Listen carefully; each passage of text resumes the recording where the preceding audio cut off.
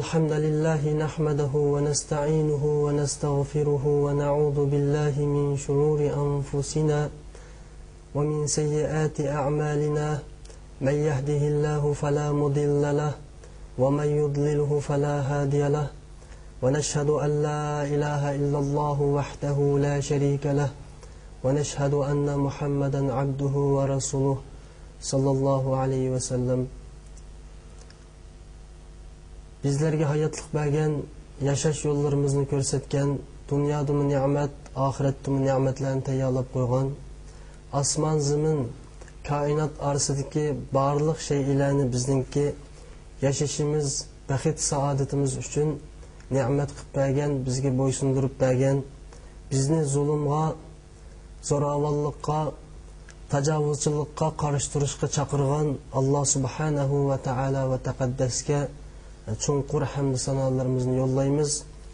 Bizni bu mübarek Ramazan aylarına ulaştırganlığı üçün, bu Ramazan aylarında bizning günahlarimizni mag'firat qilish uchun, yaxshi fazilatlik amallarni bizga buyurib berganlik uchun Allah subhanahu ve taala ve taqaddas Parvardigorimiz Allohga biz cheksiz shukrlarni aytamiz ve Peygamber Efendimiz aleyhissalatu vesselam sallallahu aleyhi ve sellemge durutlarımızı, salamlarımızı yollaymiz. Allah o kişiye rahmet kılsın, kıyametteki derecesini tehimi üstün kıplasın. Peygamber aleyhissalatu vesselam insaniyetkin nur ve rahmet kılıp ibirildi.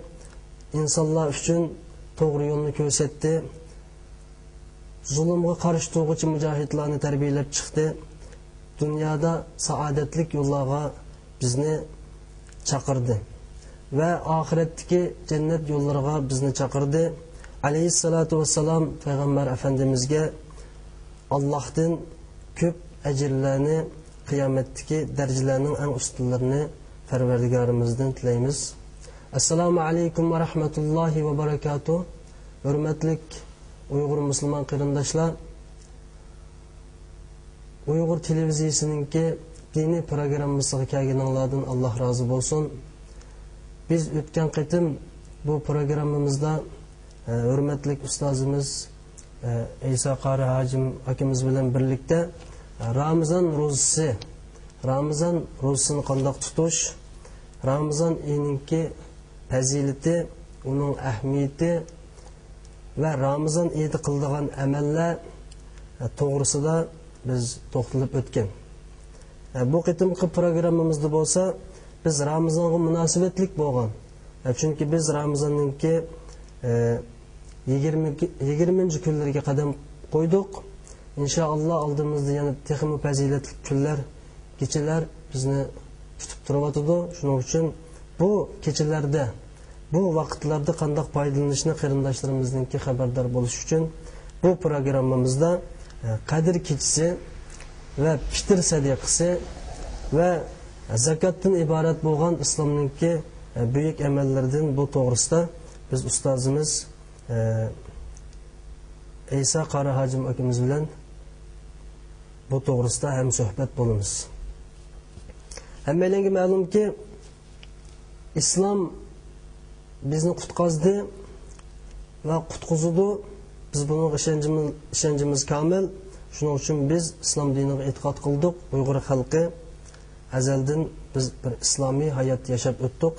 Ama biz yaqinqi bir zamonlarda kafirlarning ve Xitoylarningki zulmlari, bizga tajovuzchilik harakatlarini elib berishi, bizdagi madaniyat, islom dinimizni yo'qotish harakatlari tufaylidan bizda dinimizdan chekinish, dinimizga suslashish, bundan yiroqlashish kayfiyati shakllanganligi uchun ustimizga Allohning rahmati emas, balki azoblari, halokatlari ko'plab yaqinlashyapti. Albatta Allah subhanahu ve taala ve taqaddas islom dinininki 5 asosiy prinsip ustiga qurilganligi to'g'risida bizga Qur'oni Karim orqali xabar berdi. Ya'ni iymon, namoz, zakat, Ramazan ve hajdan iborat bu 5 amal bilan bir inson musulmon bo'ladi. Ammo biz bo'libmi yaqinqi zamonlarda Uyg'ur xalqimizningki bu jihatda ig'izdiba amalda yo'q bir xalqqa aylanib qilish girdog'iga berib qolganlik uchun bizning beshimizga kelayotgan falokatlar nihoyat ko'payib ketdi. Albatta bugun bizning bu yerdagi ham suhbatimizning maqsadi ya'ni islomningki bizni qutqiza oladiganligi va haqiqiy musulmonningki bu 5 amalni qilish orqali musulmon bo'la oladiganligi to'g'risida biroz to'xtalib o'tamiz. Alloh subhanahu va taolo va taqaddas Qur'oni Karimda va la takunu kallazina nasulloha fa ansahum anfusahum ulaika humul fasiqun deydi. Ya'ni sizlar bo'lmanglarki Allohni unutganligi tufayli Allah ularni unutgan kishilarga o'xshash bo'lib qolmanglar, ular fosiqlardir deydi.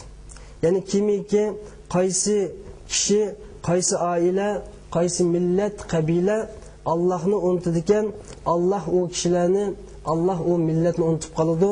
Balki u millatning ustiga rahmat emas, balki Allohning azoblari tushishga boshlaydi. Albatta biz Allohningki ma'lum sinoqlarga duch kelayotgan bir millat bo'lsaqmi, yaqinqi bir zamonlarda Allohni unutish, dinimizning yiroqlashishi tufayli biz Allohningki azoblariga nail bo'lgan kishilarning qatoriga bo'lib qolyapmiz yani. Va yana Alloh subhanahu va taolo Qur'oni Karimda zaharal fasada fil birri val bahri mimma kasabat aydin nas. Ya'ni insonlarning qilmishlari tufaylidan zaminda va quruqlikda va dengizda ofatlar yuz berishga boshladi deb Alloh subhanahu va taolo bir millatga kelayotgan azob oqibatninki, uningga kelayotgan halokat, har xil hodisalar va baloy ofatlarninki shu millatninki o'zining qo'li bilan qilayotgan ishlari, o'zining amali bilan qilayotgan ishlari tufaylidan bo'lganlik to'g'risida Qur'oni Karimda bizga xabar berdi. Ya'ni bir millat, bir qavm o'ng'isholmoqchi bo'lsa, isloh bo'lmoqchi bo'lsa va o'zining ustidagi bu falokatlarni, bu zulmlarni, bu qulluqlarni ko'tarib o'tmoqchi bo'lsa, albatta zulmdan qutqazuvchi Alloh subhanahu va taolo va taqaddasga, albatta bu halokatlardan qutqizib qo'yuvchi Alloh subhanahu va taolo va taqaddasga, albatta bu ustimizdagi falokatlardan qo'rg'uvchi, qo'g'dab turuvchi Alloh subhanahu va taolo va taqaddasga yaqinlashishni Alloh bizga buyuradi. Shuning uchun bizning bu yerda deydiganimiz albatta bizning ustimizdagi bu qiyinchiliklarni, mushkulchiliklarni birdan bir ko'tarib o'tguchi Alloh subhanahu va taolo va taqaddasga,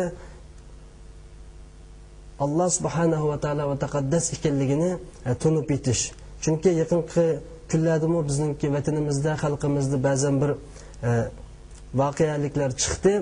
Albatta butun dunyo bunga hech qanday bir sado qaytmadi, buni sukut tutdi.